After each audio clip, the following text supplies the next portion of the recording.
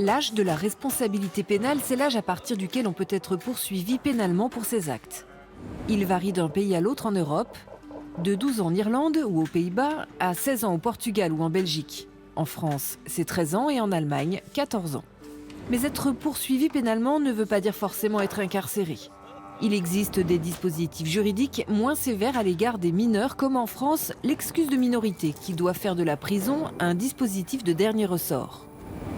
En Suède, le gouvernement voulait incarcérer des mineurs dès 13 ans en cas de crime grave, c'est-à-dire passible d'au moins 4 ans de prison.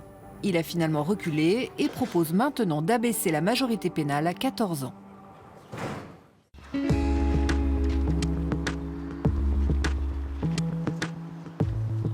Voici l'une des 3 prisons suédoises qui pourra dès le 1er juillet accueillir des mineurs délinquants. Alors bien sûr, on n'accueille pas des mineurs en prison comme des adultes. Nous avons rendez-vous avec le directeur de la prison qui va nous expliquer comment il se prépare à accueillir ce public un peu particulier. Gabriel Weissman dirige la prison de Rosersberg à 30 km au nord de Stockholm. Il est habitué à faire face à des situations compliquées puisqu'il reçoit ici des détenus qui sont parfois condamnés à la prison à vie. Mais les mineurs, c'est nouveau pour lui. Les adultes, nous savons généralement comment ils se comportent en prison et donc nous les plaçons dans le bon établissement en fonction du niveau de sécurité qu'il faut.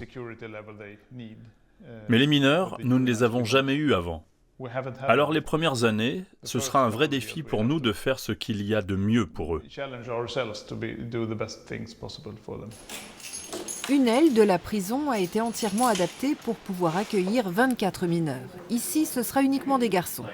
Ils seront logés dans des cellules individuelles avec une télé par chambre, des espaces communs et une salle de classe où des professeurs viendront leur faire cours 6 heures par jour. Côté encadrement, ce sera un gardien par détenu. Jusque-là, les mineurs délinquants allaient dans des centres éducatifs fermés. Désormais, ce sera la prison. L'une des grandes différences, ce sera la connexion avec le monde extérieur. Ici, on contrôle tout. On contrôle les lettres, on contrôle les téléphones, tout. Pour le gouvernement suédois, les centres éducatifs fermés ont échoué puisque 90% des jeunes qui en sortent retombent dans la violence. Il a donc souhaité aller encore plus loin en proposant une loi qui abaisse la responsabilité pénale à 14 ans. Le député Torsten Elofsson soutient ce projet de loi. Selon cet ancien policier, c'est la seule solution pour mettre fin à la violence des gangs. Ils recrutent des personnes de plus en plus jeunes et les recrutent pour tuer. Au début, il s'agissait de jeunes entre 15 et 17 ans. Mais après, la police a remarqué qu'ils étaient encore plus jeunes. Fin 2023-2024, nous avions environ 50 jeunes de moins de 15 ans qui étaient suspectés dans des affaires de meurtre ou de tentatives de meurtre. En Suède, le nombre d'homicides est en baisse depuis 3 ans. Par contre, l'implication des mineurs est effectivement en hausse. Les chiffres le montrent. Alors, quelle est la bonne approche pour lutter contre ce phénomène ? Là-dessus, les avis divergent. Brendan avait 16 ans lorsqu'il est entré dans un gang. Ce matin, il participe à un groupe de parole dans cette association de quartier qui vient en aide à ceux qui veulent sortir de la drogue ou de la délinquance. Je me sentais très incompris quand j'étais jeune. C'est pour ça que je me suis tourné vers la criminalité. Je ne suis pas né dedans. J'ai recherché ça pour sentir que je faisais partie de quelque chose. Son parcours l'a mené en prison pendant 2 ans et 2 mois.